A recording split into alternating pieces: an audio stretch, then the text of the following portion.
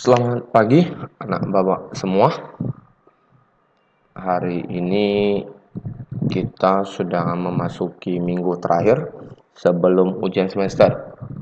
Alangkah lebih baiknya bahwa kita sedikit mengulang karena materi kita sudah sampai latihan 18 ya. Jadi kita sedikit mengulang tentang bab kedua ini. Bab kedua, bilangan. Judulnya adalah bilangan pecahan tentunya ya. Bilangan yang dinyatakan dengan bentuk A per B, di mana B tidak sama dengan 0, disebut dengan pecahan. Kalau A lebih kecil daripada B, dan A per B disebut pecahan murni.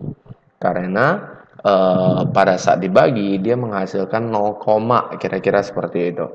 A dibagi B, A-nya lebih kecil. Tetapi bentuk A per B, B per C, di mana C tidak sama dengan 0, disebut pecahan campuran. Kenapa ini bisa muncul? Itu sama dengan yang nomor pertama tadi. Sama dengan yang berada di sini ya. Dengan yang berada di sini disebut A per B itu pecahan murni kalau A-nya lebih kecil daripada 0. Tapi kalau A-nya lebih besar daripada 0, berarti kan ada kejadian aja kan? Akan banyak sekali kejadian. Oke, itu disebut pecahan campuran. Ya, bilangan campuran. Pecahan campuran dapat dirubah menjadi pecahan biasa. Anda tentunya masih ingat ya, yang bilangan yang besar ini kalikan ke bawah, tambahkan dengan yang atas, kira-kira seperti itu.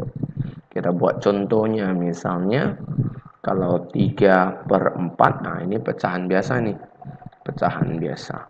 Tapi kalau kita balik 4 per 3, nah ini pecahan campuran. Pecahan campuran karena dia bisa berubah menjadi 1 per 3. Oke, kita mengembalikan ke normalnya. Ini yang angka 1 yang ada di sini dikali dengan 3.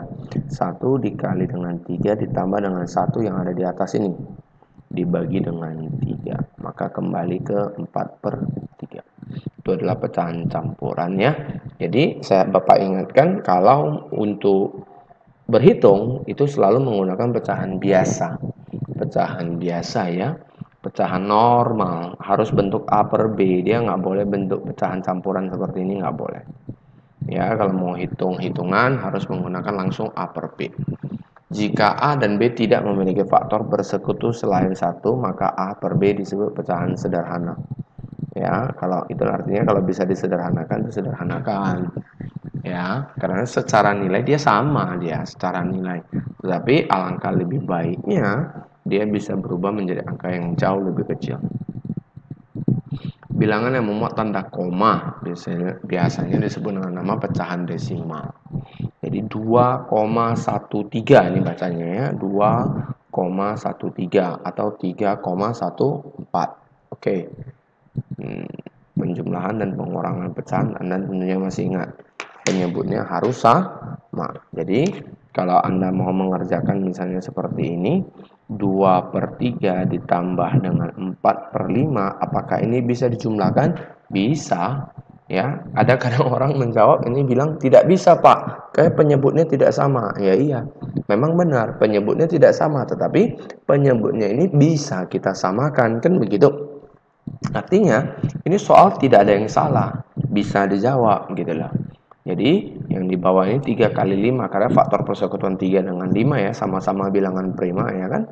Ini 2 dikali dengan 5 tambah 4 dikali dengan 3. Kita dapatkan 10 tambah 12 over 15. Kita dapatkan 22 per 15. Bisa nggak disederhanakan?